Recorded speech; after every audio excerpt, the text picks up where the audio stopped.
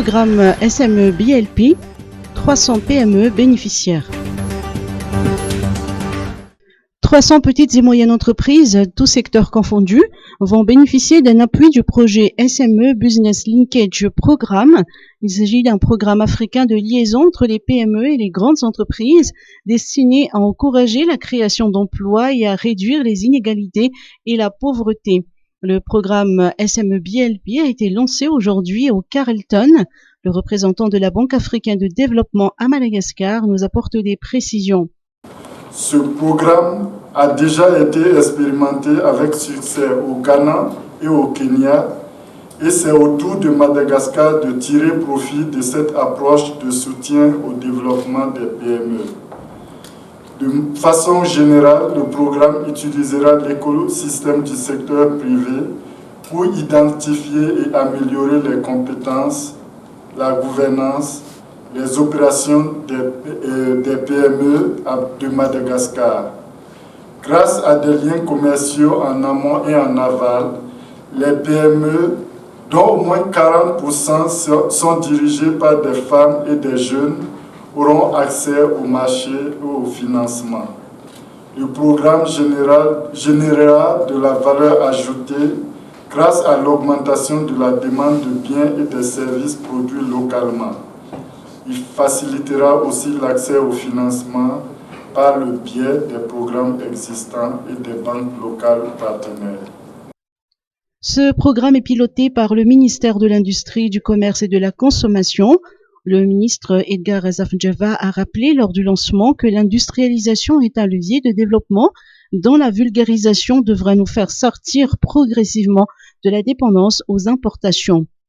Le programme prévoit de dispenser une formation à ces 300 PME sélectionnées dont les modules porteront sur l'entrepreneuriat et les relations avec les grandes entreprises. Elles bénéficieront de facilités d'accès au financement avec un système de garantie de crédit. Vaccin anti-Covid, une couverture de plus de 50% d'ici 2023. Selon le ministère de la Santé publique, Madagascar prévoit d'administrer 1 million de doses de vaccins anti-Covid jusqu'à la fin de l'année. Et d'ici juin 2023, l'État prévoit une couverture de vaccination de plus de la moitié de la population malgache. À ce jour, le rapport fait état de 300 000 doses administrées. Et le ministère de la Santé publique entame une vaste campagne de sensibilisation pour que la population se fasse vacciner. Pour Analamanga, le CHUJRA et les CSB sont opérationnels du lundi au vendredi de 8h à 16h et le samedi de 8h à midi pour les vaccins AstraZeneca et Janssen. Le CHUJRB de Befelatan est également ouvert aux mêmes horaires, mais uniquement pour le vaccin Janssen. Le ministère invite les primo-vaccinés à se faire vacciner de la deuxième dose d'AstraZeneca cette semaine. DGSR, contrôle et campagne de sensibilisation.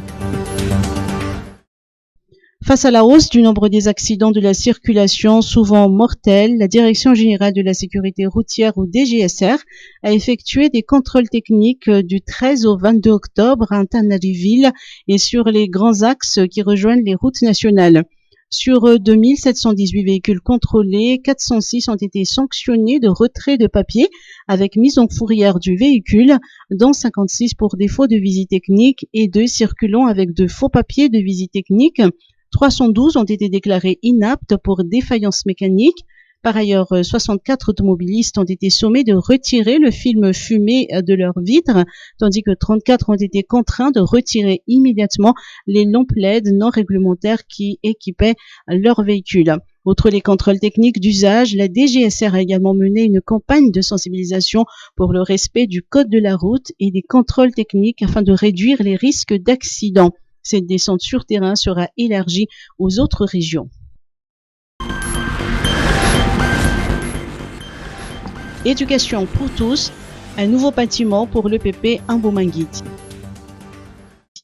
L'école primaire publique d'Ambomangiti Ampitatafk du district d'Atsimjan vient d'être dotée d'un nouveau bâtiment de 2 salles de classe meublées et d'un bloc de latrines à 3 compartiments. Construite il y a plus d'une vingtaine d'années, l'ancien bâtiment ne répondait plus aux conditions requises pour une éducation de qualité. À la demande de la communauté villageoise, l'ONG Madagascar Development Fund et ses partenaires Atsum Foundation d'Irlande du Nord et une famille britannique, Lonergan, ont financé la construction de cette nouvelle infrastructure équipée et doté les 300 élèves actuellement inscrits de kits scolaires. Le nouveau bâtiment de l'EPP Ambomangid a été inauguré lundi par les autorités locales en présence du chef du district d'Antimjan, du maire d'Ampitataf, Karadra Parawil, et de la directrice générale de MDF, Nicole Donaldson.